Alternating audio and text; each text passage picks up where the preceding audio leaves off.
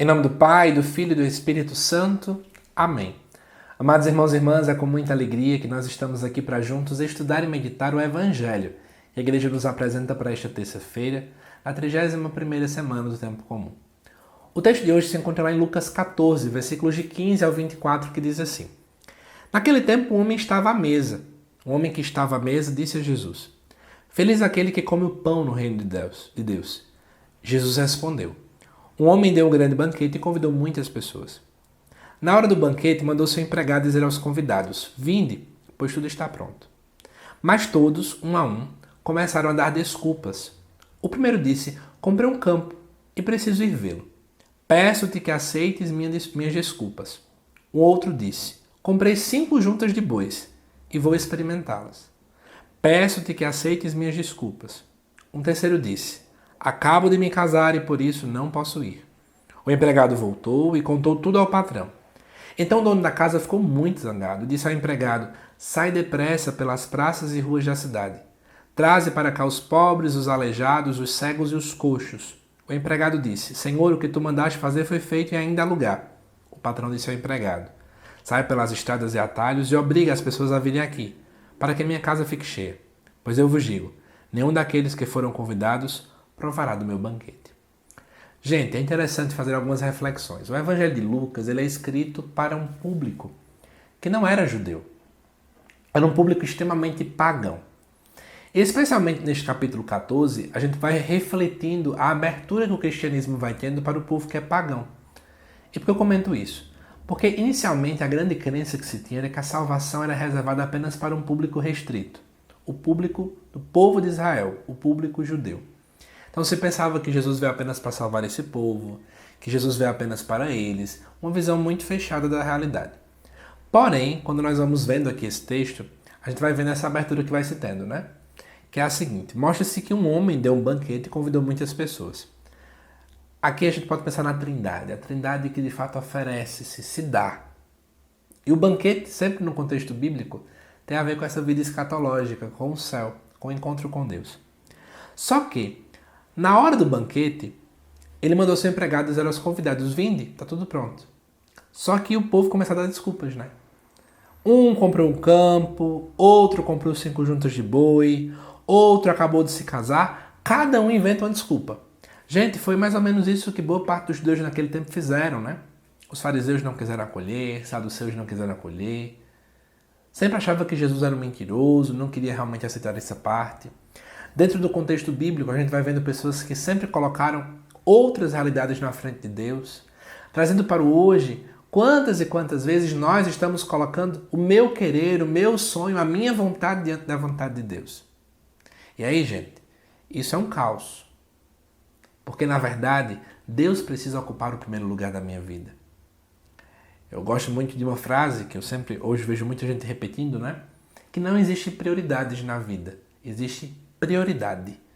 Quando você diz eu tenho prioridades no plural, nada daquilo ali é prioridade de verdade.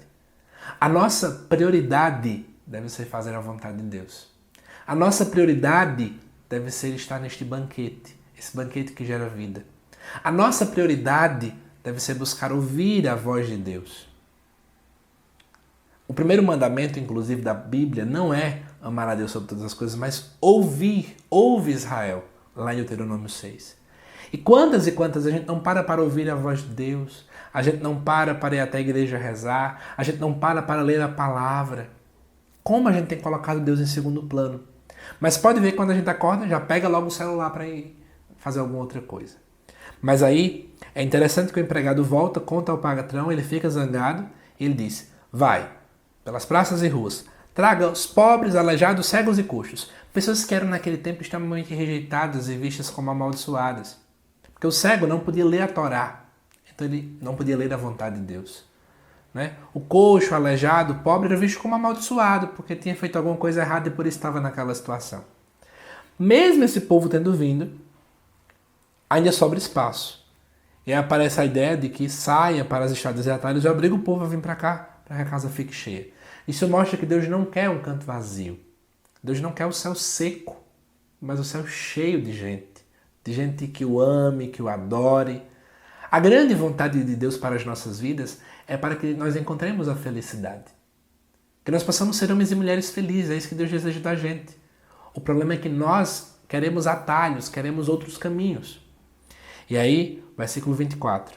Por isso eu vos digo, nenhum daqueles que foram convidados provará do meu banquete. Isso é uma referência ao povo de Israel, os primeiros convidados que não quiseram abrir o coração. Mas para que eu não fique só falando do povo de Israel, eu quero trazer uma reflexão para você. Tem dia que eu me pego pensando, será que eu estou parecendo com o povo de Israel? Colocando desculpas, não abrindo o coração, sendo incrédulo. Quantas vezes a gente faz isso no dia a dia? Consciente ou inconsciente? E à luz dessa leitura a gente precisa pensar. Deus me chama sempre. Ele me convoca, Ele me convida. E qual é a minha resposta a Deus? O que é que eu tenho respondido? Eu tenho dado uma resposta de amor? Ou às vezes a minha resposta é por pura obrigação? Eu digo, rapaz, eu vou dar um sim, só por dar. Né? Mas eu não ponho amor no sim que eu estou dando. Eu não abraço a causa. Eu não me sinto um co-participante, um co-responsável pela missão da igreja. Amados irmãos e irmãs, Deus nos convida a estar com Ele. Que a gente não seja como esses primeiros convidados que disseram não, porque tinham outras coisas. Mas que eu de fato entenda, se Ele me chama, já que Ele me ama e me faz feliz, eu preciso ir. Né? Esse tem que ser o nosso chamado. Né? É esse o grande convite. Eu lembrei até inclusive de uma canção, se vocês me permitem, eu queria cantar para vocês. Eu lembrei dela agora, né? Eu queria cantar que você pudesse agora rezar com ela. Porque de fato é esse desejo do coração de Deus, né? Que nós possamos o seguir. Mesmo que o caminho seja difícil, que a jornada seja complicada, mas que a gente possa seguir o Senhor hoje e sempre. Feche um pouco os seus olhos e reza com essa canção. Alguém chama, Ele me ama e me conduz e me quer feliz. Ele fala, só escuto para o mudo e o que ele me diz. Vem me seguir, que eu caminho junto com você ao fim. Depois da caminhada você é feliz. Se deixas todas as coisas só por mim,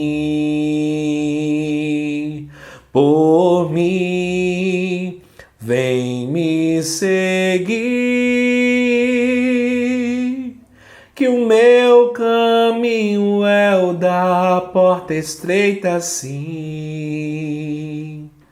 Porém, ao acabar junto de mim, você vai entender porque é bom servir. Jesus, nós queremos te pedir isso hoje. Dai-nos essa graça de perceber o quanto é bom te servir, o quanto é bom estar neste banquete, o quanto é bom dar esse sim a esse chamado. Leva-me, Senhor, a entender hoje e sempre que eu preciso buscar fazer a Tua vontade porque é só ela que me realiza. É essa a minha única prioridade, Senhor. Quando eu pensar em desistir, quando eu pensar em desviar o caminho, que o Senhor me recorde desse chamado que o Senhor tem para a minha vida. Amém. Que Deus te abençoe, amado irmão e irmã, que aguardo nos próximos vídeos aqui do canal. Até mais.